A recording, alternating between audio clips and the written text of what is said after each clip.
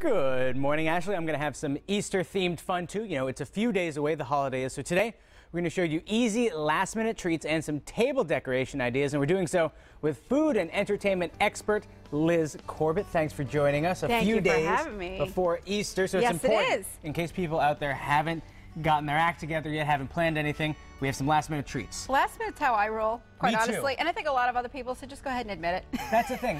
We all have to embrace it. Once we embrace it, we're going to live a whole lot happier. Well, last minute, you want to do something really easy. And as I like to say, when you're fixing treats and when you're fixing food, it has to taste good, but it has to look really cute too, because we're very visual and we eat with our eyes as well. We do. Sometimes that's to my detriment, because I eat way too much. Me as well. We're going to make a couple of really cool little treats that resemble other things. One of those is these adorable little bird nests here. I like it. Now, if you were to just look at it, you're thinking, well, you know, sticks and mud. No, it's actually edible. Oh, good. Our magic ingredient to make this look is chow mein noodles. Now, you wouldn't normally think of that in something sweet. No. But you know what? The magic thing is you add chocolate and anything becomes a dessert. It's like chocolate-covered pretzels. Exactly. But maybe not with quite so much salt. So what we're going to do, and again, I love these kind of recipes because it's not chemistry. You can just sort of play with it however you want. It doesn't have to be precise. At the end of the day, playing with your food is the best. Playing with your food is the absolute best. We have about 1.5 cans of chow mein noodles. We've got, and I'm going to give you the messy job because I love doing that. Good. Yeah, thank you. We have about a half bag of melted chocolate chips and a half bag of butterscotch chips. And you can play with this a little bit. Doesn't that look beautiful? The kids are going to love doing this at home. You can dip anything in there. And just to up the mess factor, I'm going to add some peanut butter. Now, if you don't want to do peanut butter, you could do, oh, my brain just stopped. The hazelnut spread, the chocolate hazelnut spread. Yep. There's a lot of options. You could do that. You could do peanut butter chips if you don't want to do peanut butter. Basically, whatever you want to do to add, you could do all chocolate. As long as it's sticky. As long as it's sticky, because now we're going to put the twigs in. Isn't that beautiful? I can't wait to eat it. And you could do natural peanut butter if you want to go just a teeny bit healthier. You could do too, unrelated to making a nest, dip some strawberries in this. Oh, wow. Or a spoon. Or, exactly, or just my finger. Let's add some twigs. Here's where it gets fun. Now, it gets a little harder to do. Basically, you want to just cover them well. And you don't want to crush them all. You don't want to crush them. It's okay if a few of them break. All depends on how rustic you are. How you doing there? Whew, this is harder than it looks at home, folks. You could call this chocolate haystacks. How are we doing? A few more or no? Maybe. Nah, I think we're good for now. Think we're good? All right, so I'm going to throw more in. Thanks, Liz. There we go.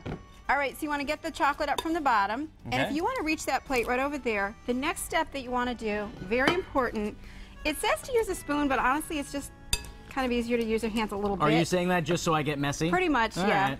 So you want to put nest-size mounds of this on a pan, excuse me. Now I've just got a plate here, but you want to do like maybe a baking sheet. Now if you want to estimate to get a blob, that's an official baking term. Okay, that's kind of a big blob, maybe about half the blob. Let's go for a medium-sized blob. Here we go. I might have to stand back. All right, now what are we doing? And we're going to put it right on the wax paper. So imagine that this is a baking sheet with your fingers, because then you get to lick them after. Of course. You want to make a nice little nest shape. Perfect. Here we go. As rustic. Perfect, or as rustic or as round as you want to go. Then any kind of a little candy that resembles a bird egg. Yes. So these are those little kind of malted chocolate. You know, I never loved those when I was growing up. I'm a chocolate guy. Yeah. The malted chocolate doesn't do it for me. These, I can do a few and then I'm kind of done. Let's just be weird and put 4 in there. I like 3, but we're going to do 4 because that's a rather big nest.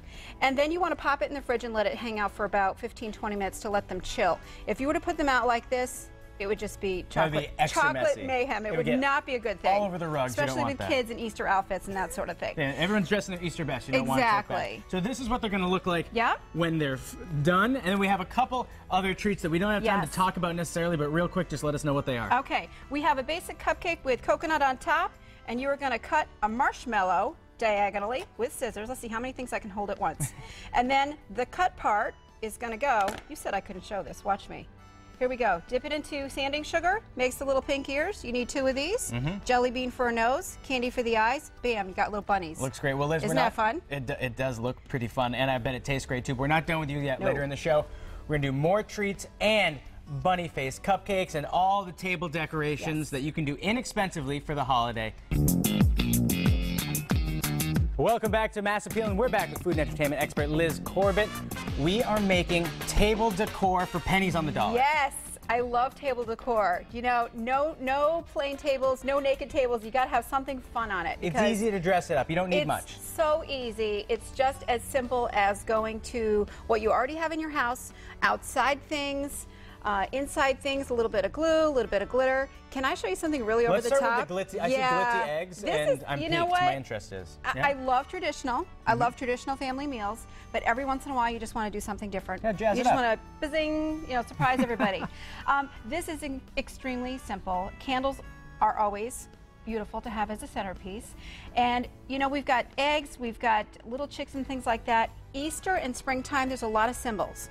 There's little chicks, there's eggs, there's bunnies, things like that. It's all about spring and rebirth and new life and that sort of a thing.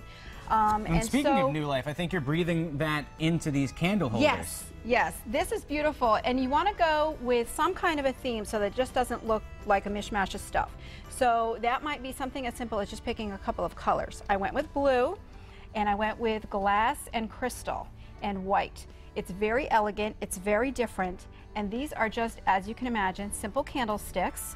These are like really, really good ones. And these over here came from, hello, the local dollar store. No one's going to know. It's all, it's all about if it matches. Yeah. These are very simply just those little plastic eggs that break in half and you put treats inside. Give them a little dip with some craft glue, roll them in some glitter, and ta-da, you've got this really fancy, schmancy looks great. decor for your table. Now, Liz, we only have a couple minutes All right. left, so let's transition over here. I'll do a little switcheroo with you. Let's make a complete change in appearance to something more earthy and natural. I love, love, love this one.